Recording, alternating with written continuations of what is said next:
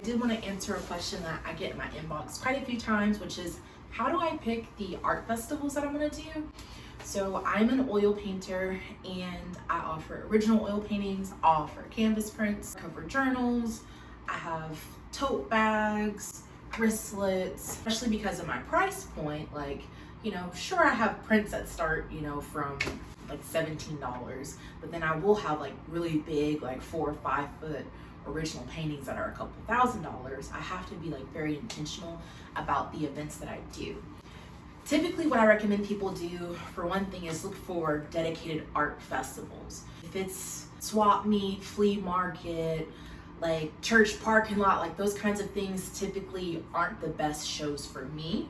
Do I enjoy going to them? Absolutely, but especially when you get to thinking about like the time and money investment it takes just to even erect your booth. It's a lot of work, and so you definitely want to set yourself up to get a return on all of that effort. So in general, I just recommend people try to find juried art festivals, juried art fairs. The easiest way to find a lot of those is to use a website called zapplication.org. That's what I use to find lots of events. And another way you can do that is just kind of getting on your Google and looking up, festivals and fairs. I'm gonna find something that expects, tens of thousands, hundreds of thousands of visitors. Ideally will give you a good amount of foot traffic to hopefully be able to find your people. The things online about like trying to find like your ideal customer and like the things that they like to do and the places they like to go. And so sometimes, just simply putting on your Instagram or Facebook and be like, hey, like, can y'all tell me some of your favorite festivals? Like, where are your favorite places to go and get art? And that can be a good starting point. Not all of the events that I go to are on Zapplication. So if you are able to find a local event, look for the section of it that says like for artists or for vendors. And then that will usually give you an idea of, how to apply. I'm right outside of Louisville, Kentucky. And so like there are festivals like the Big Four or St. James, and those are on Zapplication. But if you wanted to go to Lexington to apply to the Woodland Art Fair, they have like an embedded form in their website, which I hate, by the way. But that's just how they do things. Good rule of thumb is if you're looking for festivals, try to get your eyes on that application, at least 6 months in advance, especially the big ones. You wait to the last minute, they might have a wait list. St. James and Woodland, those events are in September and October, and I submit my applications in January, maybe even February sometimes.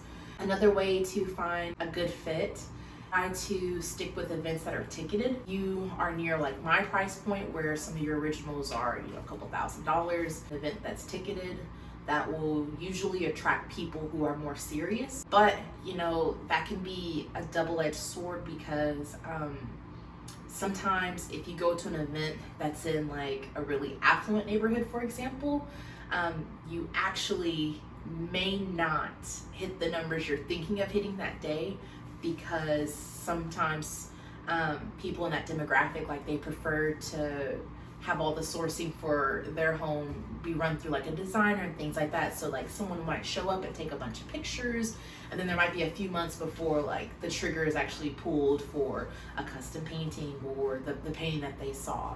So just kind of something to kind of be prepared for. It may not happen, but it is definitely a possibility. So it's not always the case that because an event is ticketed that it's going to be a great event. You really got to do your research.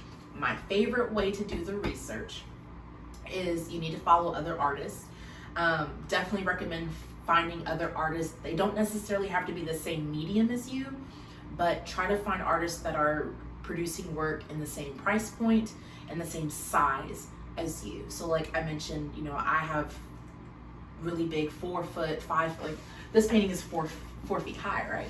So I some events where primarily the only thing that's going to leave your booth are going to be prints. And there are other events where you're having to constantly fill holes because they want a lot of original work. And so you're really going to have to just kind of get in there by trial and error to figure that out.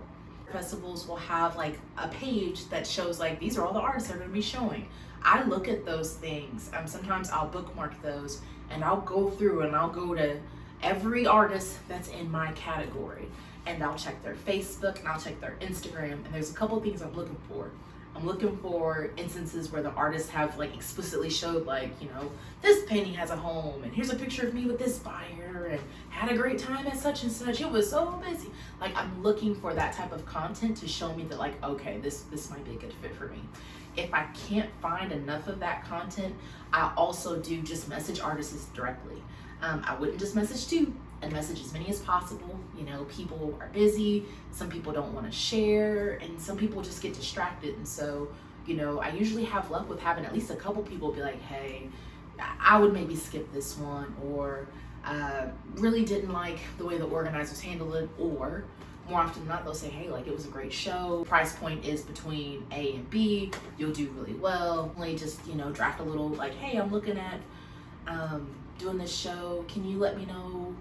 I hate to bother you. I'm looking at doing this show. Can you let me know if this was a good show for you? Would you recommend it for someone who creates A, B, C, and D for X, Y, and Z? You know, something that will elicit a quick and short response, because what I would not recommend is you just like reaching out to a stranger or someone you don't know well and being like, how much money did you make? Like, that is so rude. 0 stars, would not recommend. But those are some things that help. So sites like Application, you know, whatever city you're in or whatever state you're in, art festivals in such and such town, and you can find things that way. But definitely, if you're thinking about hitting the road, you really should do your due diligence to reaching out to other vendors from that event. Let's say you're thinking of doing a show and you're like, well, I'm gonna go check it out to try to see if it's a good show. A easy way to see if it's a good show for vendors is when you go to the event, do you see lots of people with bags? If you see lots of people with bags, if you see people carrying art, if you see that, that's usually a pretty good sign. And you could also, you know, ask a vendor and just be like, how was it? But I mean, not everyone feels comfortable being like, you know, telling a stranger, I'm actually having a terrible time. No one has purchased anything from me in 4 hours. You know, I mean, there is a bit of like pride there. And also, you know, if you're a stranger, people don't feel comfortable enough sharing that with you. So I wouldn't solely rely on someone saying it's a good show to say that it's a good show, if that makes sense. If they're in person, if they're looking at you. I feel like in general, I feel like I have a better read if I just send a message instead. Typically, people are pretty forthcoming. If you are in this area, I believe I have a video on YouTube. I have a blog post, if not, I'm about to post one, to kind of list like some local ones to this Kentucky area that I've done. I've done events in Kentucky, Indiana, and some in Ohio. I will say, even though I said try to find things that are for like art, that are like art festival, there is a big difference between like a craft fair and an art festival. And so you really got to do your due diligence to where, like, if the majority of the booths are like soap and, you know, printed bookmarks, and you're in like my price point, it may not be a great show for you. There are exceptions to the case, and I have a show that's an exception for me, and I mean, I'm gonna do that show until I can't do that show no more.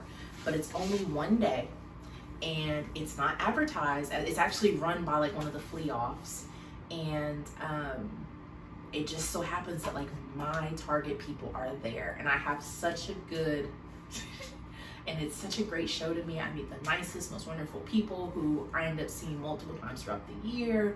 I've made so many friends. I paint lots of flowers. I paint lots of naturescapes. This is an event that's like geared towards flowers, you know, flower vendors and things like that. And so it just happens to like, all the stars happen to align with this event, but definitely just kind of watch for that.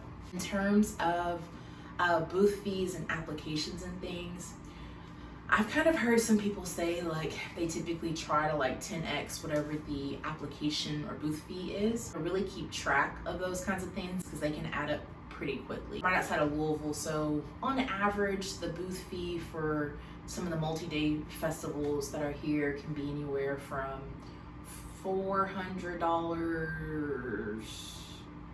I'll say 400 is kind of like average. Occasionally you can find some that are for under $3. There are some that are over $6. I do events that are over $6. Those exist. But so in theory, it's, you know, need to be able to 10x that, right? Is kind of what it's what I've heard people throw around. I mean, I would just You know, try to figure out what makes sense to you.